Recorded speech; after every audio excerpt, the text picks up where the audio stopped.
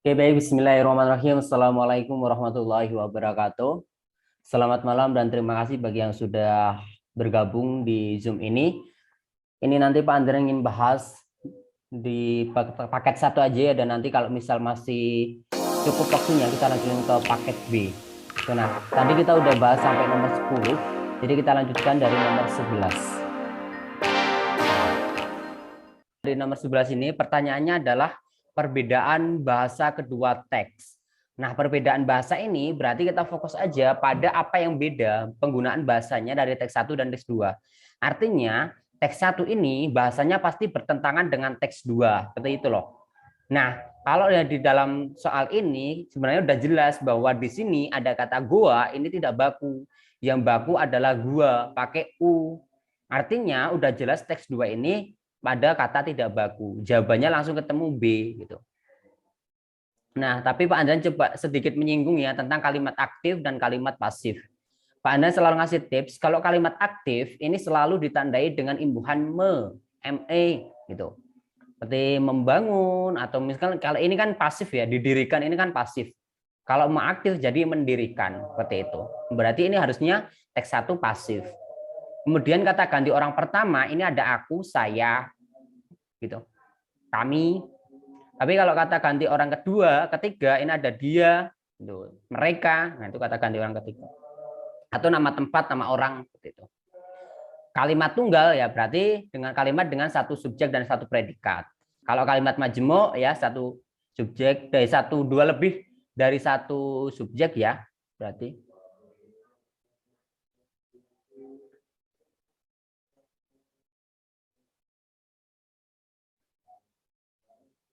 Oke, berarti 11B. Lanjut ke nomor 12.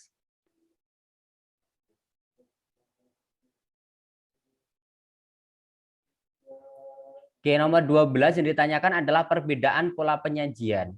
Sama pola penyajian kalau yang ditanyakan adalah perbedaan berarti antara teks 1 dan teks 2 itu berbeda. Langsung saja kita lihat.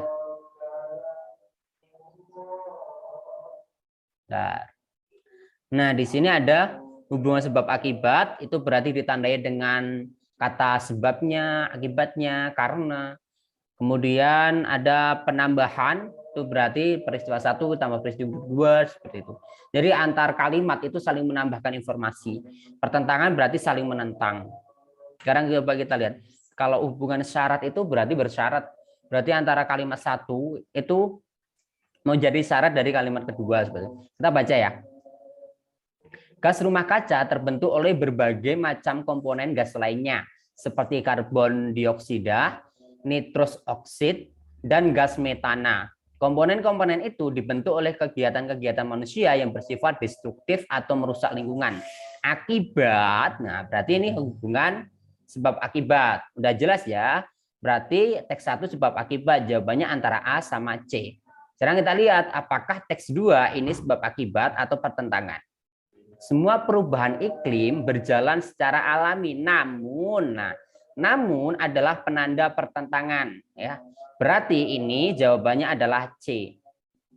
Teks 1 sebab akibat ditandai dengan kata akibat, kemudian teks 2 pertentangan ditandai dengan namun. Selain namun itu nanti ada tetapi, meski, ya seperti itu. Lanjut ke nomor 13. Pertanyaannya adalah bukti bahwa Panggih berwatak optimis. Optimis artinya yakin, ya mempunyai keyakinan yang tinggi. Sekarang kita lihat teksnya. Sudah 1,5 jam Panggih menunggu Asa Menak. Ia melihat ke arah jembatan. Asa Menak belum juga muncul. Sesekali ia menggosok-gosok tangannya dan membetulkan kain yang ia lilitkan di lehernya. Ia yakin bahwa Asa Menak pasti akan menjemputnya dan membawanya keluar dari sawah lunto. Nah, ini udah jelas ya. Ada di nomor 4, ada kata yakin. Karena optimis itu artinya yakin, keyakinan, mempunyai keyakinan yang tinggi. Lanjut nomor 14. Peristiwa yang terjadi pada tokoh tersebut adalah, berarti kita fokus pada tokohnya. Apa ini tokohnya siapa? Si Putri. Berarti kita lihat Putri ini mengalami apa di dalam cerita. Oke, sebagai tanda permintaan maaf, Putri membuat gelang yang ia buat sendiri. Warnanya biru, satu untuknya dan satu untuk Tika. Waktu memakai gelang itu, mereka berjanji untuk tidak musuhan lagi. Putri melirik pergelangan tangannya. Gelang biru tanda persahabatan itu sudah ia lepas dari kemarin. Putri juga melihat Tika tidak memakainya lagi. Nah, berarti apa? Berarti Putri dan Tika menjalin persahabatan sejati? Tidak ya, karena di sini mereka saling ngasih gelang gitu, gelang persahabatan, tapi pada saat itu gelangnya sudah nggak ada. Artinya persahabatan itu sudah tidak ada, atau persahabatan Putri dan Tika sudah mulai retak. Karena sudah tidak memakai gelang lagi di sini ya, berarti kan. Gelang biru tanda persahabatan itu sudah ia lepas dan Tika juga tidak memakainya lagi. Jawabannya B. Nomor 15. Alasan tokoh aku tertarik pada jam besar di tengah kota. Oke, kita lihat. Tak ada galeri seni, gedung bioskop, kafe-kafe, atau pusat perbelanjaan untuk dikunjungi. Yang sedikit menarik perhatian hanya sebuah jam besar di tengah kota, dan jam itu berumur 46 tahun. Oke ya, jam itu berumur 64 tahun. Jarum pendeknya ngerem mendadak di angka 5. Jarum panjangnya mengembuskan napas terakhir di pelukan angka 12. Jarum detik telah minggat dengan perempuan lain. Tak tahu kemana. Melihat jam itu sejak kecil, aku punya firasat bahwa nanti jika dunia kiamat, kejadiannya akan tepat pukul 5. Oke, berarti apa yang membuat ia menarik? Karena ini ya, karena umurnya sudah 46 tahun. Jadi kan usianya tua, rusak, masih terpasang di tengah kota, usianya usang, jarumnya sudah berhenti di pukul 5, usianya tua, mati, dan dikaitkan dengan kejadian yang akan datang. Nah, lebih tepatnya ini ya, karena si tokoh aku ini percaya bahwa besok ketika kiamat itu akan terjadi di jam 5, seperti yang ditunjukkan pada jam besar itu. Usianya 46 tahun kan tua, kemudian sudah mati ya. Ngeri mendadak itu kan artinya mati. Kemudian dikaitkan dengan hari kiamat. Berarti jawabannya C. Nomor 16. Latar suasana cerpen. Nah, latar suasana berarti apa yang melatari, settingnya di mana itu. Kalau suasana berarti settingnya seperti apa, keadaan yang ada di situ seperti apa. Kita dibaca. Dian tak dapat menahan senyum. Nah, tak dapat menahan senyum. Membayangkan teman-temannya menyetor hasil ojek payung. Tapi bagaimana jika mereka berlima membohonginya? Atau istilahnya korupsi. Mungkin saja. Cakri yang genit itu ingin segera membeli gel rambut seperti punya Bono dan tidak melaporkan uang hasil ojek payung dengan jujur. Senyum Dian menghilang. Senyum Dian menghilang. Oke.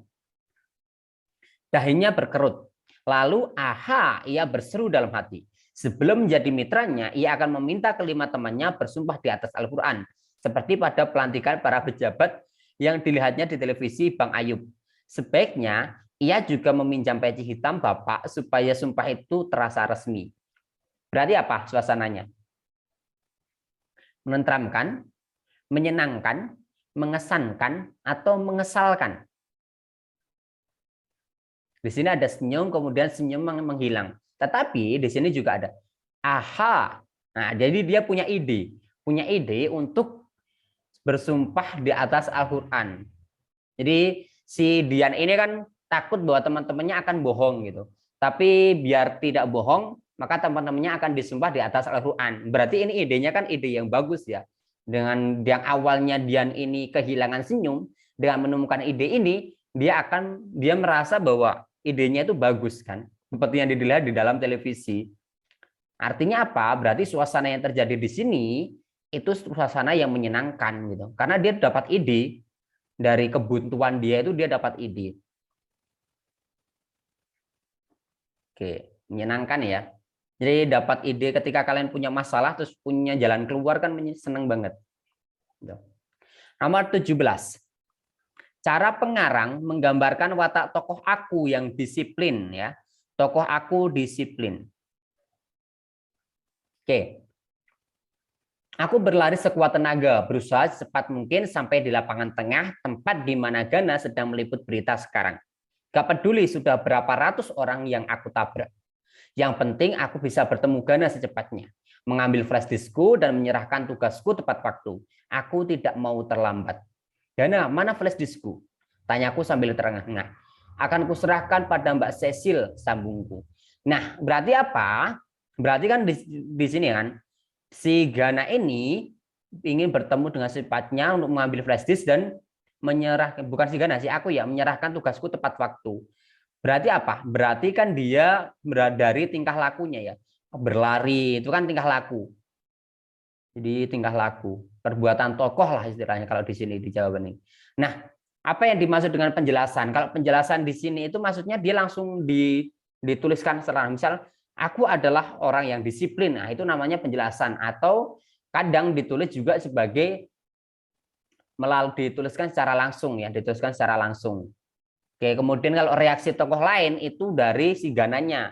Si Gananya mungkin nanti akan mengatakan, ya Allah, kamu kok rajin banget, bisa kayak gitu. Atau kalau dialog tokoh, ini si akunya, tetapi dia mengatakan bahwa, ini misalnya,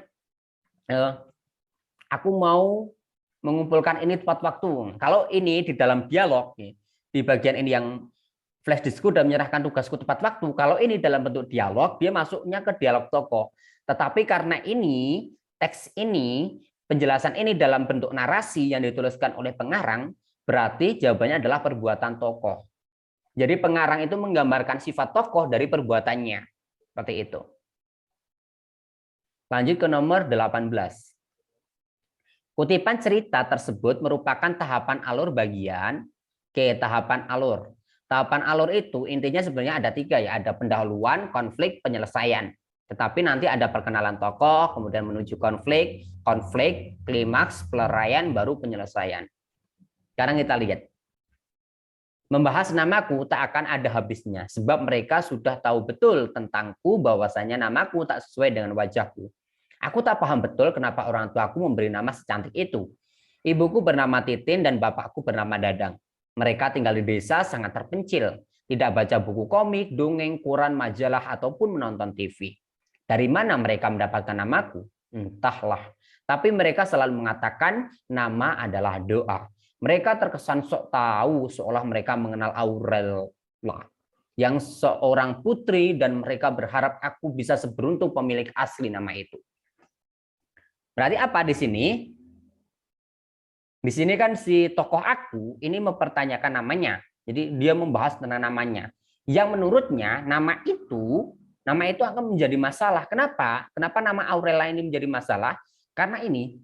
Jadi sebab mereka tak tahu betul tentangku, wajah ini namaku tak sesuai dengan wajahku. Ini kan masalah ya. Berarti di sini kan ada penampilan masalah. Ketika misal Pak Andrian dinamai siapa ya?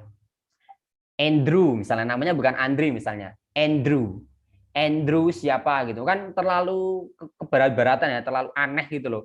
Nama seorang anak desa seperti Pak Andrian gitu dinamai Andrew, itu kan jadi bermasalah juga gitu. Mungkin teman-teman kita akan banyak mempertanyakan kenapa namamu ini, terutama nama. Pernah kalian kayak gitu, misal di sini yang ikut siapa, nama kok namamu ini sih gitu. Nah itu kan jadi terkadang jadi masalah buat kita. Padahal orang tua kita ngasih nama itu juga sebagian doa. Gitu. Nah ini berarti penampilan masalah ya, karena si tokoh aku ini agak kurang suka dengan, bukan kurang suka, kurang berterima dengan namanya gitu. Kenapa nama dia Aurela gitu dan tidak sesuai dengan wajahnya. Jadi penampilan masalah. Nomor 19. Makna simbol pasang kuda-kuda. Nah makna simbol ini berarti bukan makna sebenarnya. Pasang kuda-kuda itu udah pasti kalau mau kalian ikut silat atau ikut karate, kuda-kuda itu kan bersiap ya. Bersiap. Sebenarnya kan kita udah tahu bahwa ini jawabannya bersiap-siap tanpa harus membaca teksnya.